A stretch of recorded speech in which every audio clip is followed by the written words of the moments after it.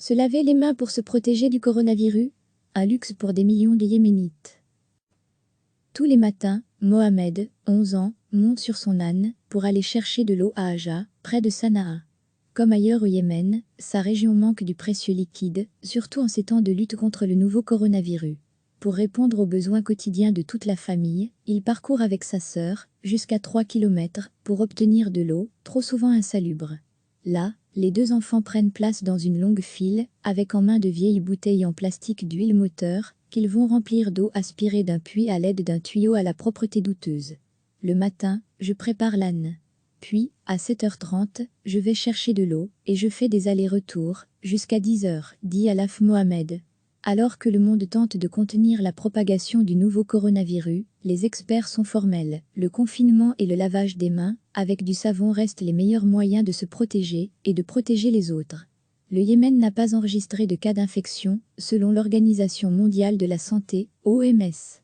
Mais les ONG craignent une catastrophe si la pandémie arrive dans ce pays, le plus pauvre de la péninsule arabique, déjà confronté à la pire crise humanitaire au monde d'après l'ONU depuis l'intervention armée de l'Arabie saoudite et ses alliés en 2015.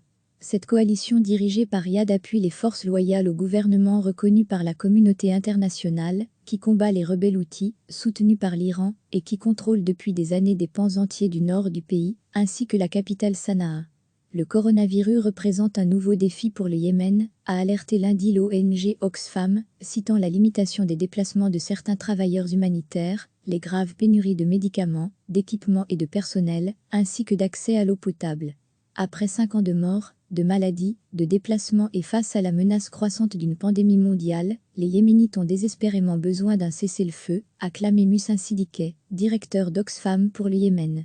Un manque d'hygiène et d'eau potable, cela peut être une vraie catastrophe. La guerre a fait des dizaines de milliers de morts, essentiellement des civils, d'après diverses ONG. Plus de 3 millions de Yéménites vivent entassés dans des camps de déplacés et environ 24 millions, soit plus des 2/3 de la population, ont besoin d'aide humanitaire, estime l'ONU. Menacé de famine, le pays est également régulièrement frappé par des épidémies de dengue et de choléra en raison d'un système de santé à l'agonie et de la rareté de l'eau potable. Après 5 ans de guerre, les Yéménites n'ont pas accès à l'eau potable, certains n'ont pas accès au savon, insiste Caroline Seguin, responsable locale des programmes de Médecins sans frontières, MSF. Nous pouvons recommander de se laver les mains, mais si vous n'avez rien pour le faire, nous voyons déjà la catastrophe en Europe, qui est censée avoir les meilleurs systèmes de santé au monde. Au Yémen, où ce système s'effondre, avec beaucoup de camps de déplacés, un manque d'hygiène et d'eau potable, cela peut être une vraie catastrophe, confie-t-elle. Les rebelles Houthis ont annoncé des mesures pour prévenir l'arrivée de la pandémie sur les territoires qu'ils contrôlent, avec la fermeture des écoles ou la suspension des vols de l'ONU à Sanaa, les seuls qui étaient autorisés dans ce pays sous blocus aérien de la coalition. Au 5e anniversaire du début des opérations de la coalition, l'UNICEF estime que 18 millions de Yéménites, dont 9,2 millions d'enfants, n'ont pas directement accès à l'eau potable, l'assainissement et l'hygiène et que seul, 1/3 de la population est raccordée à l'eau courante. Le Yémen continue d'être l'un des pays les plus pauvres en eau du monde.